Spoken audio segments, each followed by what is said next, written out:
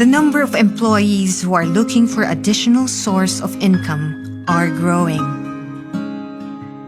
Because when reality kicks in, what you earn is not enough to sustain the life you want for your family. Naalala ko dati na sobrang hirap ng buhay sa amin. Province kasi ako, Mindoro province ko. Mahirap talaga doon. Talagang imagine mo yung buhay sa amin kung hindi ka mag-uling, mag-ani ng palay, magtabas sa mais, mamuti ng munggo, mangisda. Hanggang, di ba, lumuwas ako ng Manila, nakipagsapalaran ako ng Manila. Then, ang point, sobrang hirap din pala sa Manila, along the way na nagtatrabaho ka. Sa totoo lang, sobrang hirap na parang dati akala ko, parang wala na mangyayari sa buhay ko. Working student po ako, nagtatrabaho po ako sa McDonald's habang nag-aaral, and then nakagraduate po ako, kaya po ako naging accounting supervisor, 'di ba? So, na-realize ko po na 11 years po pala akong nagtatrabaho sa labas, and then naisip ko po na nakakapagod kasi po 2 years po akong naging accounting supervisor, pero wala po talaga akong naipon. Ang tagal ko nang nagtatrabaho kasi syempre po tinutulong sa pamilya. Nagpipray po ako kay Lord na sana bigyan niya ako ng magandang opportunity, na sana mabago yung takbo ng buhay ng family ko.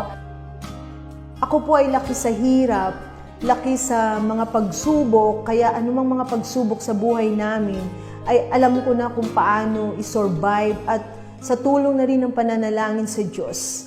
Bilang isang pulis, napakahirap. Kasi hindi naman lahat, pero mostly sa amin ay member ng London. Loan dito, loan doon. Ang tanging dalangin ko noon, Panginoon, tulungan mo naman ako. Kung tutuusin sa 14 years in service kung aking babalikan, sadyang napakahirap. Ngunit ako kasi yung tao na ang daming pangarap. Pangarap para sa pamilya ko at pangarap para sa nabuo kong mismong pamilya. Dati naman akong call center agent and receptionist. Ang hirap kasi laging stress sa trabaho, puyat, pagod, and kadalasan kahit dalawa na yung trabaho ko, kulang pa rin talaga ang sweldo para sa pamilya ko. Napakaraming challenges and of course, bawal malate. Kaya ang hirap pag na-traffic ka, kaya madalas natatanong ko sa sarili ko hanggang kailan ba ganito ang buhay ko. Bata pa lamang ako, hindi ko na nakakasama yung 12 kapatid ko dahil nasa ibang bansa sila. Doon sila nagtratrabaho para tulungan kami na makapagtapos ng pag-aaral. Madaming Pasko, madaming birthday ng magulang namin, hindi namin sila kasama. Ayokong sa Facebook lang nila kami nakikita. Ayokong sa tawag lang kami nag-uusap. Ang gusto ko mayakap sila. Kaya ngayon, isa na akong electronics engineer dahil sa mga kapatid ko. Matagal ko nang pinagdasal kay Lord. Lord, bigyan mo ko ng opportunity. Yung pwedeng kumita ako ng malaki nang hindi ako pupunta sa ibang bansa. Merong isang tao na hindi ko kakilala, na nakausap ko lang, nakakwentuhan ko lang sa gym. Ang point, ginagawa ko in long years na. Then good thing, sobrang maganda naman yung nangyari kasi dito ako nakabili ng sasakyan, dito ako nakabili ng kondo, 'di ba? Dito ako nakabili ng lupa, 'di ba? Na sobrang papasalamat ko talaga sa Panginoon na grabe yung blessings na binibigay niya sa amin. Then ang point ko sa mga hindi nakakaalam ng sistema namin, na totoo lang, kayang-kaya mo to. Nakakatuwang part lang po, habang ginagawa ko po yung business, 3 months ko pong ginagawa yung business, nagkaroon po ako ng sarili kong sasakyan. Lahat po ng mga pangarap ko dati, dito ko na po nakukuha ngayon. Like mag-travel po sa abroad, di ba? Naranasan ko na po yun. And then yung pagta-travel ko din po sa lokal, naranasan ko din po yun. Ang masarap po na part doon, pre-travel incentive po yun. So kumikita na po ako dito, at the same time, meron pa pong libre. Dito rin po ako nakabili ng property. Kung ikaw, empleyado ka rin, nangangarap ka rin na mangyari sa'yo na darating yung time, magkaroon ka ng masarap na buhay, mabigyan mo ng masarap na buhay yung pamilya mo, makatulong ka sa mga mahal mo sa buhay, di ba? Try mo ding gawin yung ginagawa ko ngayon kasi alam ko na ito na rin yung makakapagpabago ng buhay mo kagaya ko. So kung ano po yung nangyari sa akin, baka mas maganda pa yung mangyari sa'yo. May nakita akong magandang online business. Noong una talaga nagdududa ako. Nung nakita ko na dito pwede akong kumita ng malaki, sinubukan ko siya. And sobrang saya dahil sa mahigit na 1 taon kong ginagawa yung negosyo, nakapag-invest po ako ng isang condominium. Habang ginagawa ko po yung online business, kumita po ako ng daang-daang libo. Ibinigay ko po yun sa magulang ko. Naging komportable po ang pamumuhay nila. Sobrang saya po ng Pasko namin dahil unti-unti nakakauwi na yung aking mga kapatid dahil kumikita na rin ako kagaya nila. And gusto ko makita mo rin dito na dito pwede mo rin makuha yung pangarap mo. Alam niyo po, ang mister ko, sabi ng mister ko sa akin, huwag na huwag kang mag-i-invest dyan. Maniwala ka sa akin, walang mangyayari sa'yo. Pero alam niyo, nagmatigas ako. Sundalo siya, pulis ako. Hindi ako nagpatinag sa kanya. Kasi ang isip ko, para sa pamilya ko. Hindi ko sinabi sa kanya, nag-invest ako, yung mga products ko, tinago ko sa kampo. Until such time, dumating sa akin yung unang cheque ko.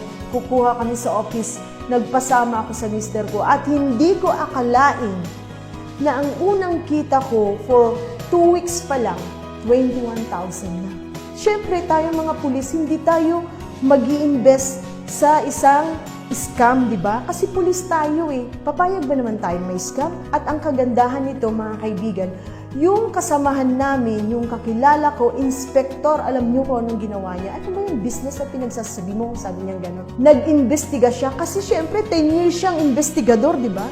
Ininvestigahan niya ang BIR, ang SEC, at doon niya napatunayan na legit yung business.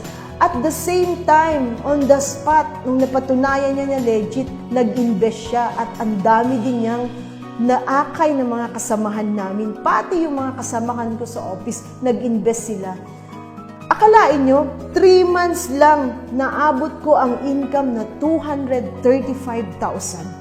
Pati mister ko nag-invest din siya. Walang paligoy-ligoy. Kasi napatunayan niya at higit sa lahat sabi din niya sa akin, effective daw yung mga products. So yun na ang gamit naming pamilya, nag-change product kami. Mayroon ditong freedom, financial freedom at hindi ka mai-stress. Dumating sa buhay ko ang isang online business na pwede ko raw gawin.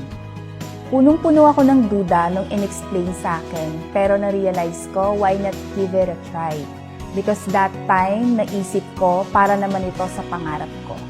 And because inaral ko siya, and nagsikap ako, and hindi ako nag-give up kahit napakaraming pagsubok. Naranasan ko sa buhay ko ang mga pinapangarap ko. Pangarap kong sasakyan, pangarap kong travels, at kumita ng higit pa sa ine-expect ko. Kaya nabili ko ang pangarap kong bahay. Kaya ngayon, masarap ang buhay ng pamilya ko at alam niyo po ang mas pinakamasarap, yung napakarami ko pong mga taong natulungan na kumita ng malaki kagaya po na nangyari sa akin. Alam mo, if ikaw yung tipo ng tao na nangangarap and may purpose ka, siguradong magtatagumpay ka. Now, you can earn more while doing the things that you love most. Isa ka rin ba sa mga empleyado na hindi sapat ang kinikita para sa kanyang pamilya? O isa ka sa mga empleyado na imbes makaipon ay lalo lamang nababaon sa utang? Nandito ang sagot sa iyong mga katanungan. Gaya ng iyong napanood, maaari ka rin kumita tulad nila gamit ang aming trending na online business na nakatulong na sa maraming tao. Gamit lamang ang iyong cellphone, laptop, tablet, at ang internet. Kayang-kaya mo na gawin ang online business na ito. Sa online business na ito, hindi mo na kailangan bumili ng stocks ng produkto na ibebenta mo online dahil may warehouse at website ang company para sa stocks ng produkto mo. Doon mo makikita ang mga produkto na health, beauty and wellness products na kailangan at ginagamit ng mga tao araw-araw. Hindi mo na rin kailangan mag-pack at pumila sa mga courier services dahil mismo ang company ang mag-aayos at magpapadala ng mga produkto mo sa lahat ng clients mo nationwide. Ang galing, di ba? Hindi mo na kailangan mag-inventory, mag-monitor kung sino ang bumili, magbilang ng kita mo, at isipin kanino ka magbebenta. Dahil lahat ng yan, nasa online shop mo na. At ang pinakamaganda, ang income mo automatic nang papasok sa account mo. And you can monitor your business 24/7. Sobrang ganda, di ba? Walang sakit sa ulo, walang stress, at makakatipid ka pa ng oras. Sobrang hassle-free. Kaya naman mas kikita ka ng sobrang laki kahit nasa bahay ka lang at kasama ang mga mahal mo sa buhay. Don't worry, this is 100% legal online business, registered sa SEC, DTI, at lahat ng products approved ng FDA. If you want to know more about our free online training, just comment yes below. Congratulations and welcome to our trending online business system.